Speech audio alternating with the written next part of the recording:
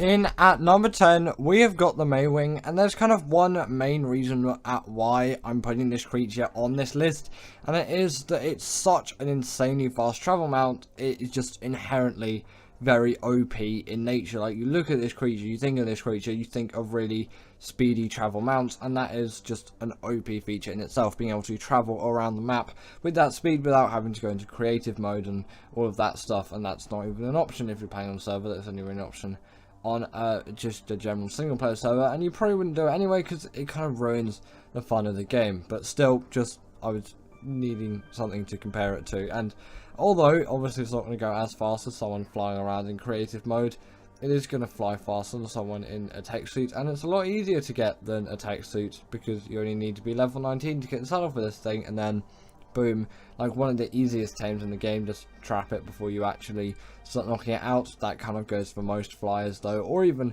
pretty much every Ark creature that's a knockout tame. It's just so much easier if you do. So yeah, that's the kind of method to the madness. And then you've got yourself a really great, really quick, speedy travel mount that's also a possible feeding trough and in gather berries as well. So just a nice little feature for this thing to have.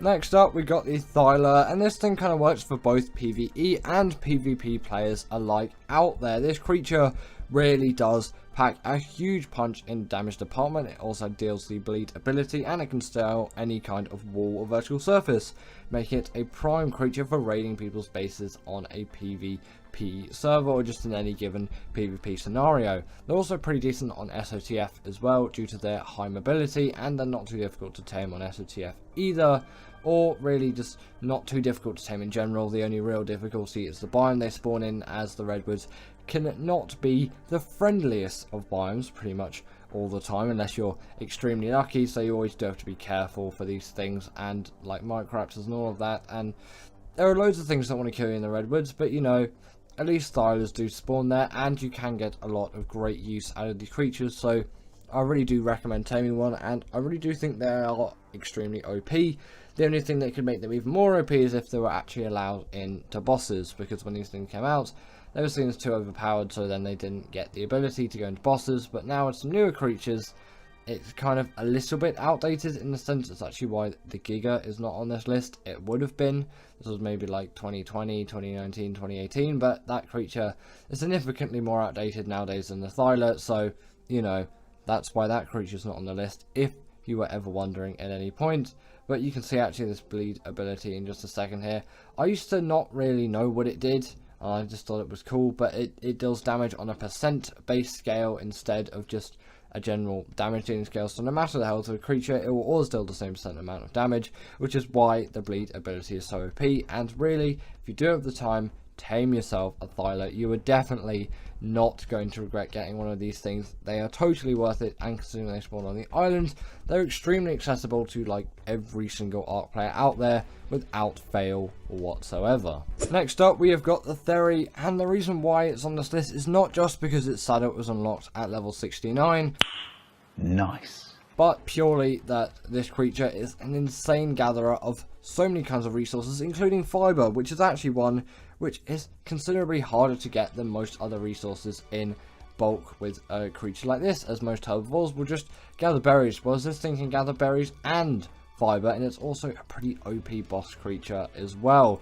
It really does deal a lot of damage and pack a punch. You could probably tell it would deal a lot of damage in that kind of general area, because look at how large these things' claws are. And when you look at it, it's, I kind of call it the Freddy Krueger of Ark, if you will, or the Tickle Chicken, just depending on what context you really want. Those claws really do, again, pack a huge amount of damage into this creature. Really useful for the dragon boss fight on the island if you've never done that before, and the fiber gathering really does put them up another level for me, as yes, the moss chops is another great fiber gatherer. It really doesn't do all too much apart from that. I'm pretty sure it's really great at gathering organic polymer as well, but this is a much more OP creature and significantly more useful just to the general Ark player out there, and especially with that saddle level being so perfect, you really can't miss an opportunity on taming one of these things. They're also really great at gathering thatch and wood too, so there's nothing not to love about this creature. So I really do recommend you taming one of these things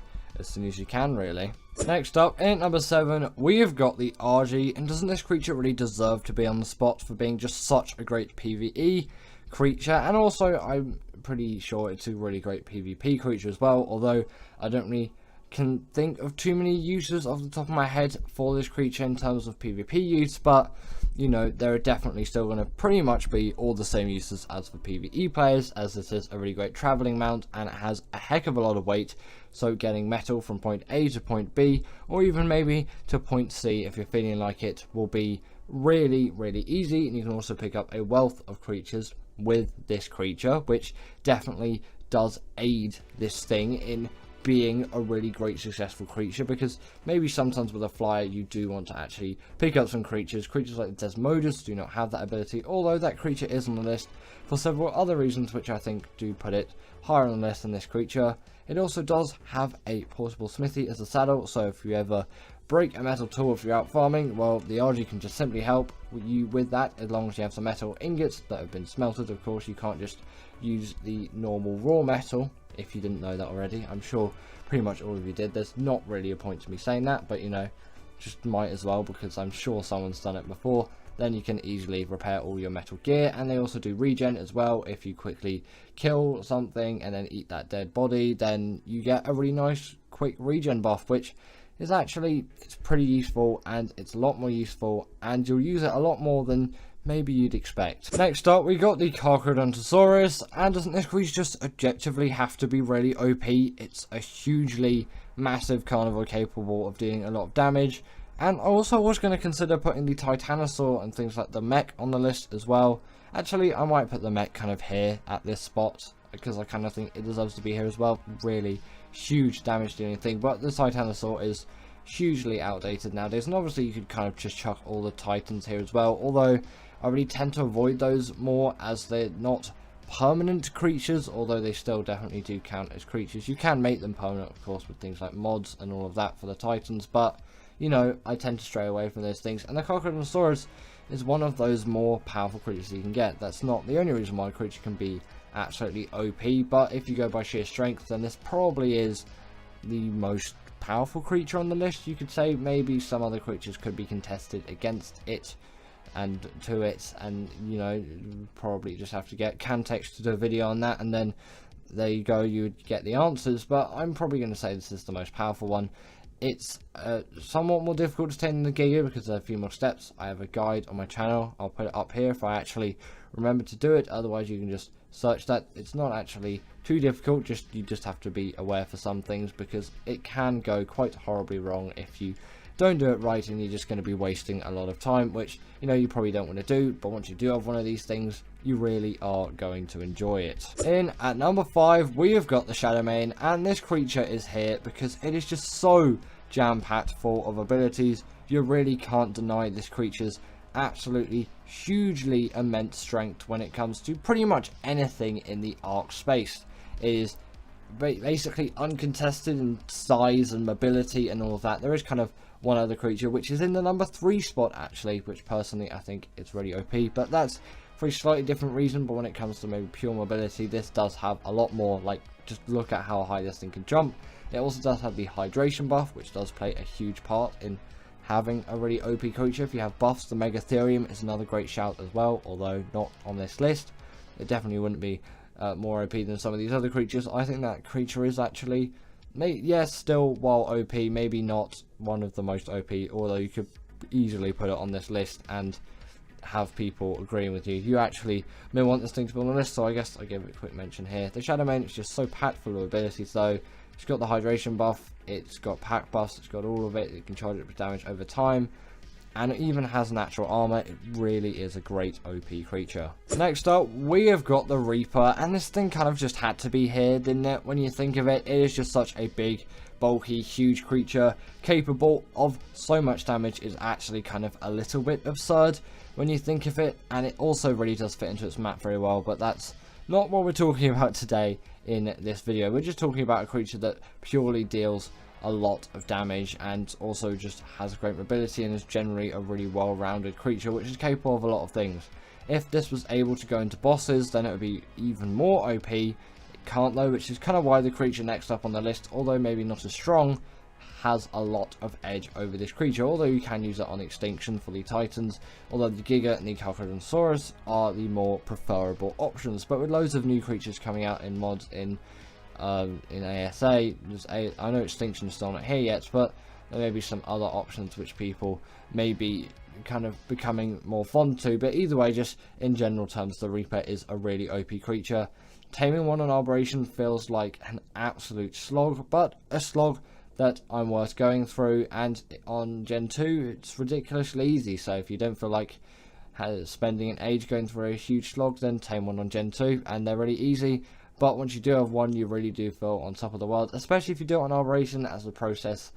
It's just significantly harder to get it done as on Gen 2. The actual process of taming is obviously the same. And in at number 3, we have got the Deinonychus, and this creature literally does bleeder damage to bosses, which is kind of the main reason why it's here, as that is an ability which no other Ark creature has, and it really does make this thing a hugely more OP creature. The fact that it can deal percentage based damage instead of just raw based damage to boss creatures, it's an insane thing to have, and it can grip onto them and all of that, and it's just an insane ability to have. Really, it feels like an absolute cheat if you go into bosses with the Deinonychus, because obviously you're also going to go with the pack as well. You're going to have pack buffs on top of it. There's just going to be buffs everywhere, and you're going to melt through those bosses so quickly. Obviously don't do the Titans on extinction with the Deinonychus, but for everything else these things work really well, and maybe not the Moda actually, because they're not particularly very good underwater creatures, although they still can do a little bit. Just, you know, maybe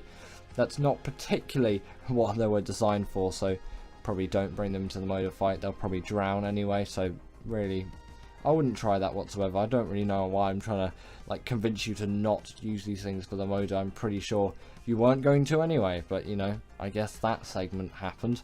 Also, these things take no fall damage, which is a nice thing, so you don't have to dismount just before you hit the ground, no matter, like, I wouldn't know when you fall from a higher place. Sorry, I don't know what sentence was trying to come out there, but that's never going to happen again. Either way, these things, great mobility, and although maybe their parkouring skills isn't quite as elegant as the Thyla solution, I still really like it, and it works, and once you get the hang of it, it really does act quite well. And at number 2, we've got the Desmodus, and this creature just kind of has to be here because it can go, no, we're not going to talk about that. It can go invisible in the night. It's not why it can go OP. My brain is in a muddle. The reason why is because Sanguine Elixir exists, it's a blood bag farm, and you can also pick players off riders with this thing, which is absolutely OP for given PvP scenarios.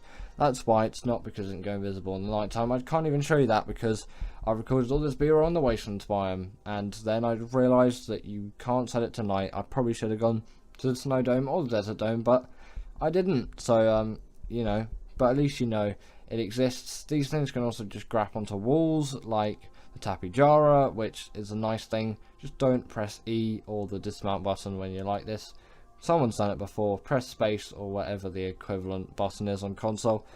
Not really sure, but, you know, these things, really OP creatures. Sanguine Elixir, absolute cheap for tames. A third of it done like that with a click of a button.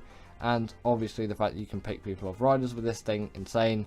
Really great for PvP scenarios, and it's also really quick as well. And in at number 1, we have the Rhinogonatha, and the reason why I say this is the most OP Ark creature is it really does feel out of place for just what it can do. The fact that this thing can pick up Rexes and Paraceratherians and all of that just kind of seems a bit out of this world to me, and although they're really useful in ASA at the moment because cryopods don't exist, still they feel really out of place in the general Ark game to me, and kind of maybe too far out of a league that they really shouldn't be going into. And personally, from my opinion, I would like to nerf the Rhinogonatha because I find it way too OP. Personally, also on ASA, I think it should be a little bit rarer. Not quite as rare as it is on just general normal ASE, as you can barely even find those things, but still, on ASA, I feel like there is a little bit of an overspawn there. And you may completely disagree with me on this, and you're happy to, and you can comment down below your thoughts, as I'm always happy to hear your thoughts on creatures like this. But personally, I come from a much earlier stage of Ark playing, from like 2015, 2016, 2017, etc, etc. Going onwards. I did start playing in 2015, so I've been playing Ark for absolutely ages now, and I kind of really like those primitive feelings of the game. Obviously the game has to evolve, and generally it will kind of just get easier, and there'll be some new, cooler, more OP creatures being added as the game progresses, but I feel like this is a huge step too far, and I don't really know what the Fasilasuchus, I think it is, will be like on Scorched. Maybe that will be even more OP than this thing, and I don't really like the way that this is all going, but it does seem to be quite popular with the general Ark player base, so I guess it's a working marketing solution for wildcard and snail games and those kind of people. But also with the like expansion pack, like extra creatures as well, that's like even more OP. I really don't like the route that it's going with these kind of creatures. Again, you're very happy to disagree with me, but personally I think the Ronin Athlete is too OP, and currently I think it's kind of the most OP Arc team out there, just no questions asked. Personally, really not a favourite of mine, but you know, that's my opinion on it, and I still do think it is a great creature. I'm not dissing it for any of that, just personally like way too OP. Hello and welcome, and in today's video I'm going to be showing you the top 10 most insane Arc teams because I just love them so much. So in at the number 10 spot, I've decided to put the Astradelphis, as I find this is just a really effective traveller to get around the map, and I really do like it for all of its element of speed. It really does have a lot going for it in that aspect, as you know, a creature like this and a Tropognathus, that's another creature which I quite like, following the similar niche to this creature, because they both travel with insane speed. But I just prefer the Astradelphis just from an ability perspective, and getting element is so easy on a map like Gen 2. It really isn't that expensive to do, and I just love the creature. And I also find the taming methods a little bit simpler as well. I know it's not the easiest out there, but I don't really like to like chain bowler the Tropognathus. It's just a little bit of a pain in my opinion, what you sort of have to do. I think you have to cast ball at it. It's not as simple just trank out, so in that regard I do prefer the taming methods of the Astradelphis, which is usually why I go for it instead. Yeah, it settles on a later level, and technically it runs on more expensive things, but I find it attacks very effectively, and it travels at the speed of like just insane speed, really. Coming up next on the list, we have got the Rhinognatha, and I really do love this as a creature. It just has so much capability when it comes to everything. It can pick up a huge variety of mounts that you'll find across the map, from Rexes to Paraceratheriums and creatures like that. It's honestly insane what this can do in that department. You really wouldn't expect it, especially from a creature of this size, because there are some bigger flyers out there that still can't carry as much as this thing. Although maybe not my favorite tame, as it seems a little bit unbalanced in my opinion, I still really do love this thing, and it is, although an insane one, maybe not quite the one for me, which is why it's only going higher on the list. But I still really do like this creature. I don't want to be like, oh well, I don't really like this creature at all, because that just simply wouldn't be the truth. I really like this creature for all the elements that it offers, especially in its traveling capabilities. Its weight is great, its damage dealing is great too, and I really do attribute it for that. It does a very great job of it, and generally it is just a great mount to have around, and the taming method isn't too difficult. Coming up next, I've decided to put the Theri, as this really is the most insane fiber gatherer out there for me. I love the fiber gathering that this creature offers, and of course its saddle was unlocked at level 69. Nice. On top of all of that too, it is a great combat mount, and it doesn't just gather fiber as well. It is great at wood and thatch, and also any kind of natural material that you'd find of creatures like chitin, keratin, hide, and any sort of meat, as it can actually gather those, which can't be said about quite a lot of herbivores in the game. Obviously the moss chops is a great shout as well, but I feel like this is an upgraded one, although the organic poly farming isn't quite as good as on one of those. But I really do like this creature, especially if you're going for the dragon on the island as well. Strongly recommend these things, as the dragon has a particular disadvantage to herbivores, as it deals a lot of damage to carnivores, with its fire breath attack, but not to those herbivores out there. In at number 7, I simply have to put the Crystal Wyvern, as I really do find this a very effective mount, and especially considering how easy it is to get this thing, at least for me, I really do think it deserves a spot. Yes, it is behind a level 60 cap, and you do need to knock out one of these Crystal Wyverns to get the Primal Crystal, but with a net gun it is ridiculously simple, and with a note run that level 60 is no problem whatsoever, unless you're playing on official, but I'm not one of those official players, and I think most people out there aren't really playing on official. Still like a little bit of a grind, probably about 2.5x is as high as I'll really go, which is basically just default single player settings. It really is not too difficult to get this tame, and you get that full Wyvern experience with, in my opinion, better elemental abilities, which is why I really like this as an Ark creature.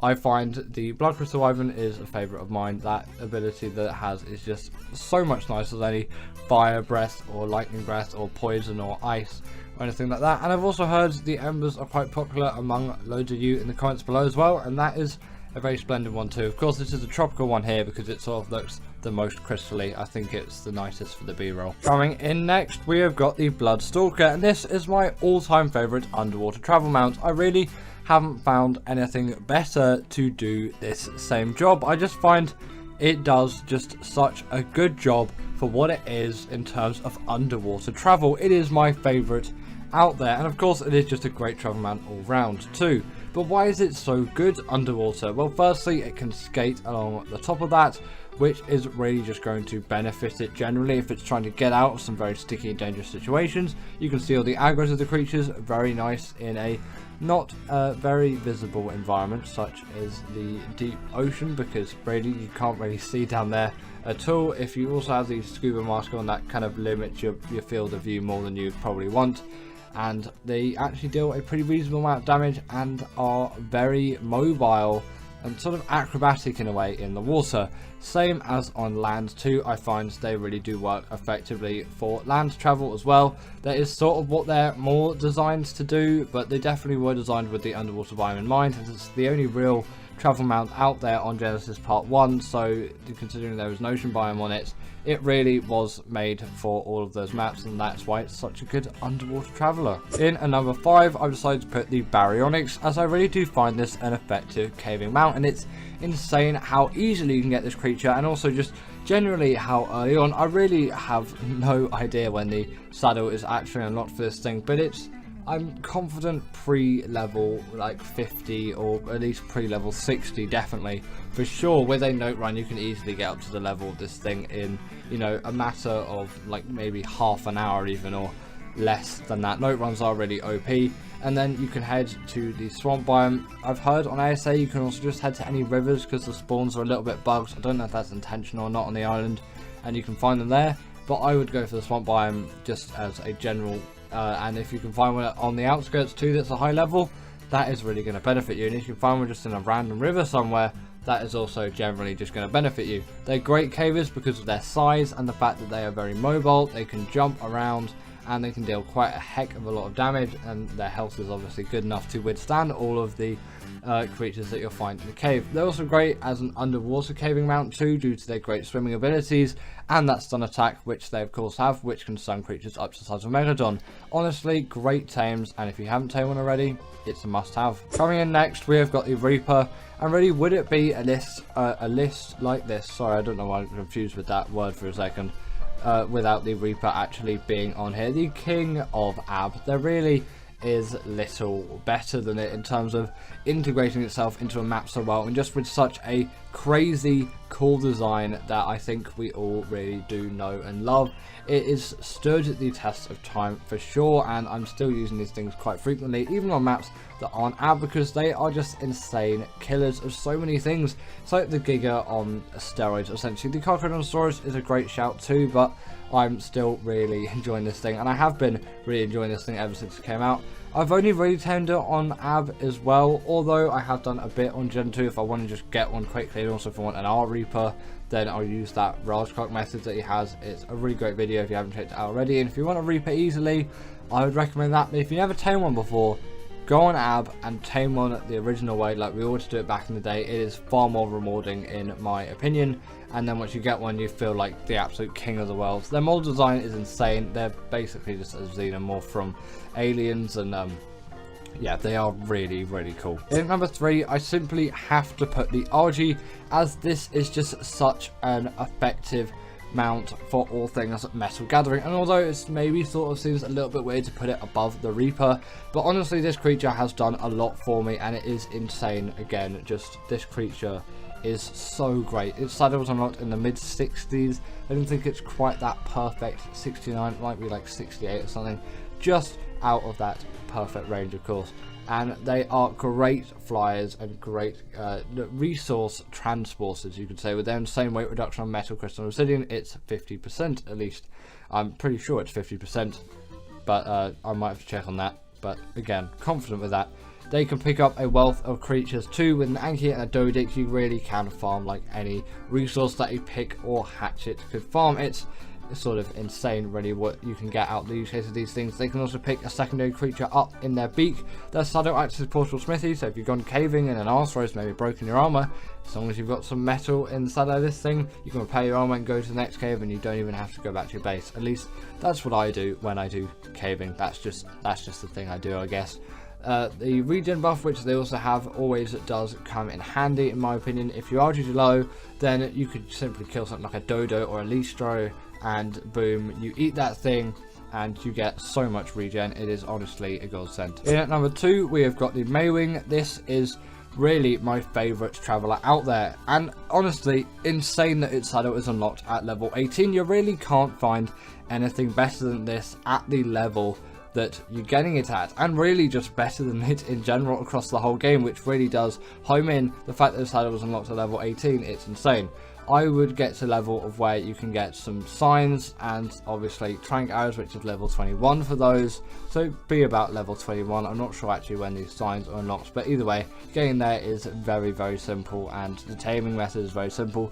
Use a couple of signs, I think like 3 should suffice to trap it in an area and it won't be able to fly out of them, and trank it out, as long as you build the trap right, of course, otherwise it will be able to get out of it. So make sure they're reasonably close together and that it can't walk out of that area. You're going to have to act quite quickly as well, but it really isn't too difficult, at least from what I found. And then you've got yourself a Maywing like that, boom. You can even start with a really high level, they don't take too many turns to knock out.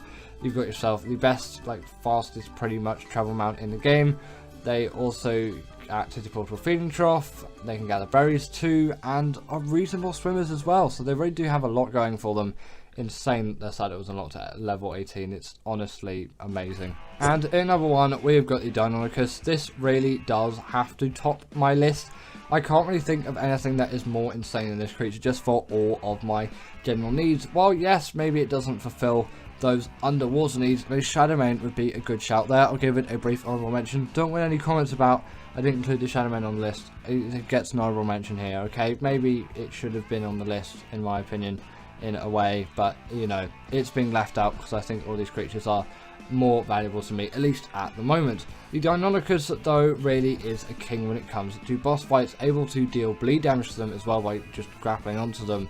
Like you can see, I'm doing that Bronto there and just absolutely shredding them. Especially considering they have the pack buff on top of this too, there really is nothing which can go wrong. The boss fights will take barely any time whatsoever, unless there's a certain minigame to it, like the Gen 1 boss fights, which might not be the best fight to bring these things in, as their health can sometimes be not the best for the longer fights. But as long as you have some health mutations on these things, I think you should be fine, and I've done it with Dines before, so it is definitely very possible. That is on Alpha as well, I should specify, not just the puny Gamma fight, but all the way up to the Alpha. I did all of them. I've also done the Gamma fight with Carnos as well, but I find they don't really work as well when you get up into the higher tiers of that boss. You're not going to be using these things for the Moda, but that's just generally obvious, isn't it? They're great parkour gods too, and they take no fall damage. How you tame one, you go to the Chalk Cliffs biome and you steal an egg out of a Dine nest, and then boom, you've got yourself that Dine baby. Once you hatched it, then you're going to raise it. If you get a good breeding pair, you're all set. And give it up for our patrons, Ekaterina Puchkova and Karina Thorne, Dominic, Macy Jewski, sorry about that name, and everyone else that's on this list. All the people I've mentioned are paid members, and if you feel like that's something you want a shout out at the end of the video, go join the Patreon or become a paid YouTube member.